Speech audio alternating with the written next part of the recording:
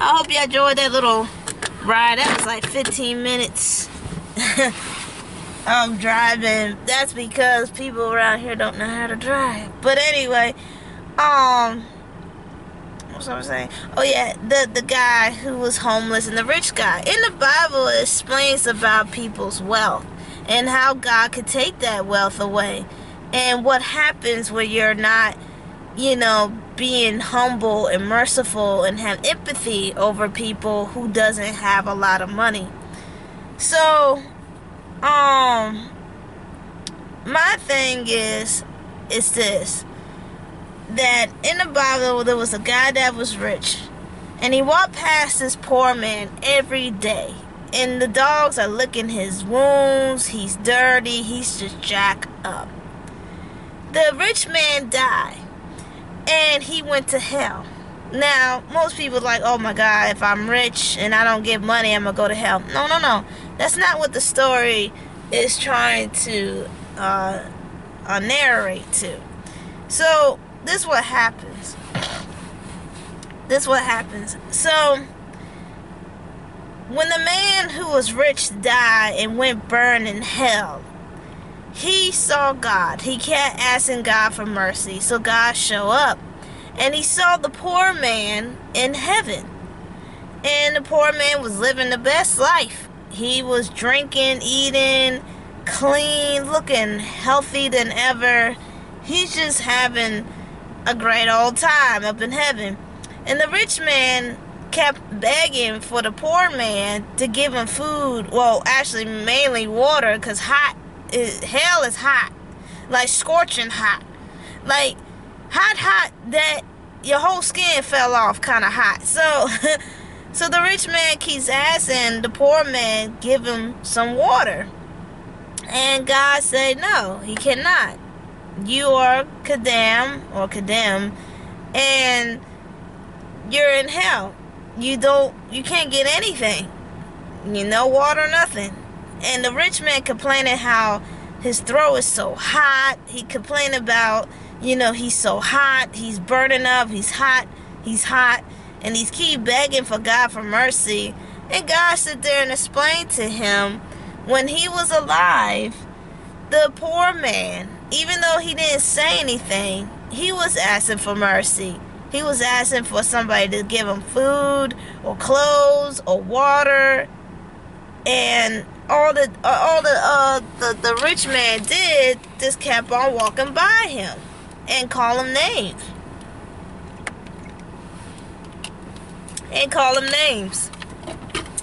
So when he called him names and stuff, God showed him how he was treating his brother.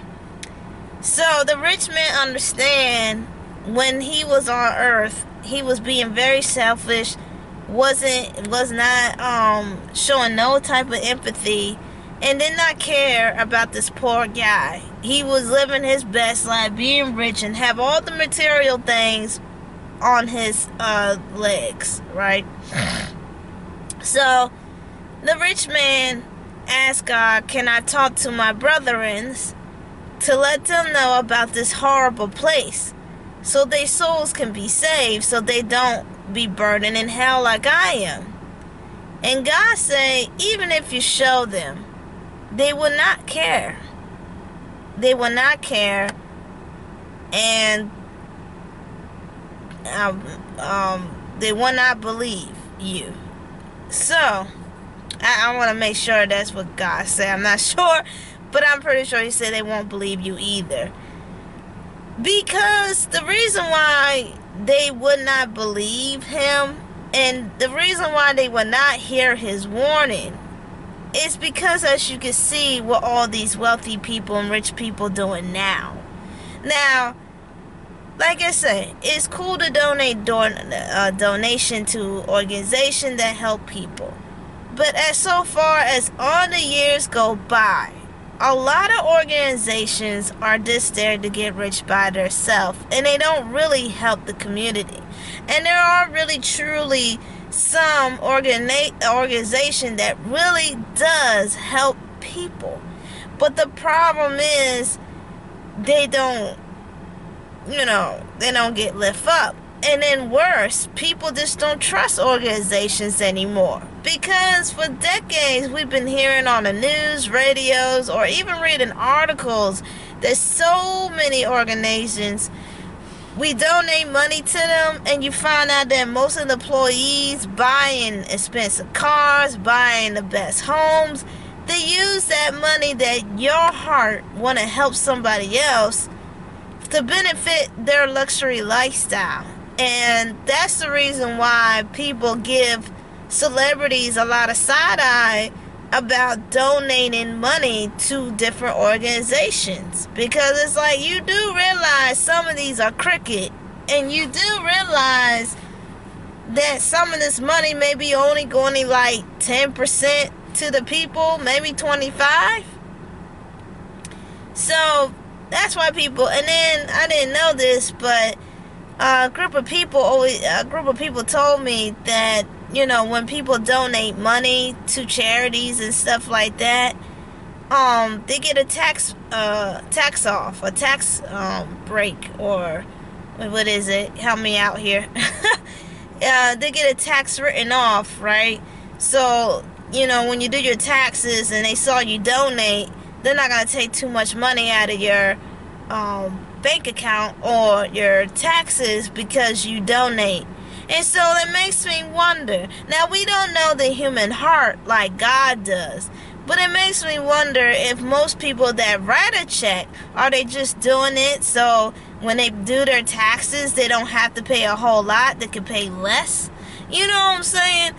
And the reason why I brought the poor man and the rich man story, because all these people on earth who are, they call it earthly bound materials, they're gonna soon find out that this earthly bound materials don't mean nothing, don't mean not a darn thing. And if they think, now I'm not saying all of them, but if they think that writing a check to an organization will get themselves up to heaven, they're sadly mistaken. Okay? Because Jesus said we have to serve others. And the reason why we serve others, of course, is doing for the humbleness of your heart, and helping other people feels good, and it brings the community together. However, you can have networking. I don't think you understand. When you help other people, you'd be amazed what other people would do back for you. I have a lot of different experience of people. I had somebody help me find a job. I had somebody recommend me of somewhere to go to fix something or do something.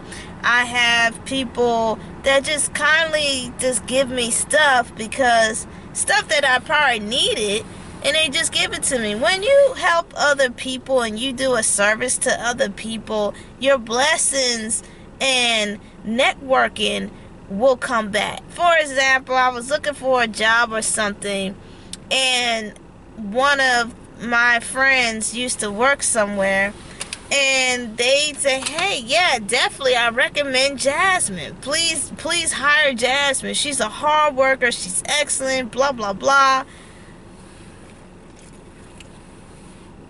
I mean, they were really, really enthusiastic, and this person that was, you know, doing the hiring, they're like, oh, okay, let's try this. Let's hire her, because this, you see what I'm saying? When you help others, be careful, because you got to test that spirit, you know. But when you help others, so many doors will open. Yes, like I helped my one friend last year. We were talking on Facebook Messenger, and I was talking to her, and she was thinking she had the COVID. She thought she had COVID. And I was like helping her through, and her son got sick. He was a young baby, and her mom got sick, and she's wondering, this is before they do all the testing for COVID, but she was like, testing got better, But she was scared, because she couldn't breathe and this and that. And I was working through with her to make sure she was okay, check up on her almost every day because she was really scared. And she got better. I prayed for her and she got better. She got better. She thanked me and everything. Now, I'm not going to lie. What I was really trying to do was trying to date this woman. And I thought that, if I will sit there and talk to her and comfort her, but let her know I was there. It looked like none of her friends wasn't there. It looked like none of them didn't talk to her, because the way how she was talking to me was like I was the only one that was really concerned about her well-being. And of course, I didn't have no chance dating the girl. She disappeared. I haven't heard from her ever since, and that's okay, because my blessings came back to me. So many things, like my blessing from helping her going through with that experience is that I'm still healthy. I don't have COVID, thank the Lord. And I've been working since the beginning of this pandemic, and I didn't get COVID. And I thank the Lord Jesus Christ for that. So that's what I'm saying, that good things will come back to you. Even though I want to date this woman, but it never happened. And she wasn't fully interested in me. But for me to check on her, comfort her, give her suggestions what to do, take medication, blah, blah, blah. In the return, God gave me continue being healthy and not get COVID. That's a blessing. You know what I'm saying? So when we serve others, doors, blessings, and opportunities are always there. Like the way I've been nice to, I go to a clinic to pick up some documents. I've been nice to the nurses. And they ask me, hey, do you want to work with us? I've been nice to people at the post office. They say, hey, do you want to work with us? They see I'm friendly, hardworking. Of course, both sides need people. They definitely need people. But they saw that I'm a hard worker. I'm easygoing. They can tell a lot by a person, the way how they move, talk, and how they deal with situations and stress.